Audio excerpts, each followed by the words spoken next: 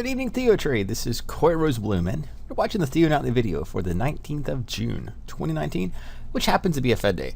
We know what the Federal Reserve told us, which is they did not raise interest rates in June, but have the gears ready to go to lower those interest rates in July. That was our, I would say, most probable scenario. We did not expect the Fed to raise rates today, 0% chance of that. But they could have lowered them here right now in June. They didn't do that. They left the door open to one, possibly two Fed rate cuts in 2019. And that could start as soon as July's meeting. Now that's what set the stage for a bullish catalyst. So when we pick up where we left off in last night's video, talking about the no change policy with a guidance that is bullish. And in that outcome, we expected the stock market to rally. We expected the bond market to rally. And that's exactly what the markets did. So now we'll pick up as the dust settles. With the Fed behind us, we're looking at the comparison on the 15-minute charts of the S&P futures, crude oil, gold, and the 10-year Treasury bond or Treasury note. Now we can see as we zoom into the black area, that's actually today's trading session. The gray area, the overnight session.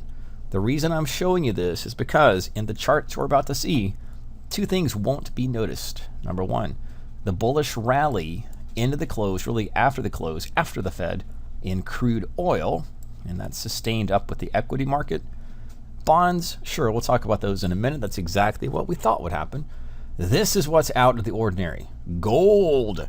Gold has broken the 1350 per ounce level in the post-Fed environment and continues trading all the way to 1365. And that again is in the post-market trading session. Here's the 1-minute chart of gold, and that occurred when the Fed announced. So lowering of interest rates, at least in the future, that has a stimulative effect on the economy and also an inflationary effect, which is why we're seeing stocks go up, gold go higher perhaps than expected, and the like. We do see bond prices going up as yields go down. We of course see stock prices going up because of the Fed policy announcement. We can again see this on the 1-minute chart. There's your Fed announcement, and there's the upward drift. So we'll take our perspective away from these charts and take a look at the intermarket grid. This is the bigger picture of the same markets without overnight data. S&P futures up, up, up and away. Crude oil potentially breaking through the 55 per barrel resistance level, which opens an upswing through here, along with stocks swinging up to the prior highs. Again, we'll take a look at daily charts in a moment. But then here's the interesting market. And I think it's a sleeper market. It's the market that I didn't really think was going to be a big breakout market, but is the biggest percent gainer after the Fed. And that is gold. Gold was into resistance into 1352, 1353 per ounce. That was a weekly pivot. We'll again see that. But we're going to open up tomorrow's session, assuming that it holds overnight above 1360. So that is something to watch in Thursday's session, along with bonds. All right, as promised, let's jump to our daily charts of these markets. We have the S&P futures, which are pushing up through our open air zone, or this alternate thesis, if you will, bullish breakout move through 2911, or just 2900. We are at risk of a double top, but again, we're going to see the market, at least temporarily, probably push up to the prior highs. This is an upward bias or an upwards pathway that we should be concerned about or protective about or hedged within. It is the alternate thesis because I think a lot of people didn't see it coming and therefore are potentially stopping out or rolling contracts into the future. So that's the upward pathway if stocks continue. And again, we got that bullish outcome. Call it the Goldilocks outcome from the Fed today, which is we are not lowering interest rates right here, right now, but we have set the stage for July and maybe even twice in 2019. That is a bullish catalyst. The market expected rates to stay the same, but the market wasn't quite sure about guidance. Just like earnings, Sometimes it's not what the numbers are or what they say, but it's how they guide about the future. And that's what the Fed did today. And that's bullish for the equity market. On the other hand, the Treasury notes. Let's look at ZN, which is our 10-year Treasury note. That is breaking resistance at the 127 level with higher highs, higher lows, higher highs, higher lows, a surge of bullish volume. And again, just like yesterday's session or yesterday's video, we'll take a look at why this level is important. By itself, probably not that important, but what it means in terms of yields, that's important. This takes us back to 2017, and we see the potential for additional upside price action in the bond market, especially on the backs of stronger volume. I think the most important thing to watch is TNX. That is your trend. That is your 10-year U.S. Treasury note yield. And again, just like yesterday, it's at the 2% level, which is a critical pivot. We can see that it's interacted with it plenty of times in 2015 on a downtrend in yields as bond prices went up. But as bond prices went down, yields went up. We're now seeing the opposite.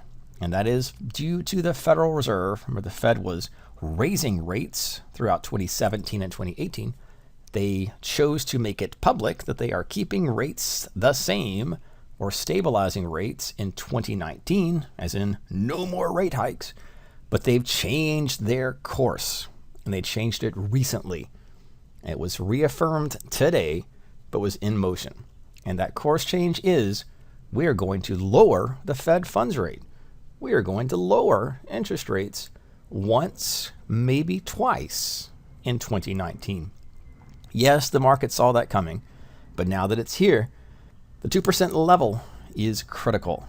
We don't talk about yield so much, maybe in terms of trading tactics. We can't even trade yield, but we can look at it and what it means for the broader economy, for mortgage rates or long-term interest rates. If the yield falls under 2%, that probably will be a psychological breakdown, and you'll see yields of 1.9, 1.8, 1.7, maybe all the way to 1.5.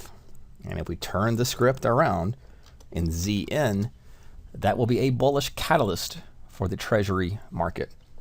If you trade TLT or IEF, the chart's a little different due to dividends and the way the fund rolls, but still, this is a breakout above 131 and 132 per share.